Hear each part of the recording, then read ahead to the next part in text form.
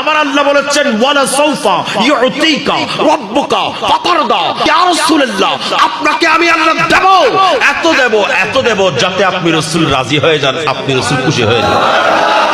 জিবরিল আমিন আলাইহিস সালাম তিনি বলতে লাগলেন, ইয়া রাসূলুল্লাহ, আমার একটা দরখাস্ত আছে। বলে কি দরখাস্ত?